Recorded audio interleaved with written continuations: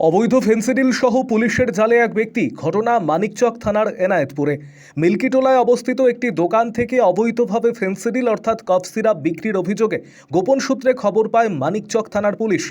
সূত্রে জানা যায়, মঙ্গলবার গোপন সূত্রে খবরে পুলিশ হানা দিয়ে মোহাম্মদ মাসুদ নামে এক ব্যক্তিকে গ্রেপ্তার করে, যার কাছ থেকে উদ্ধার করা হয়েছে ৬৫ বোতল অবৈধ ফেন্সিডিল।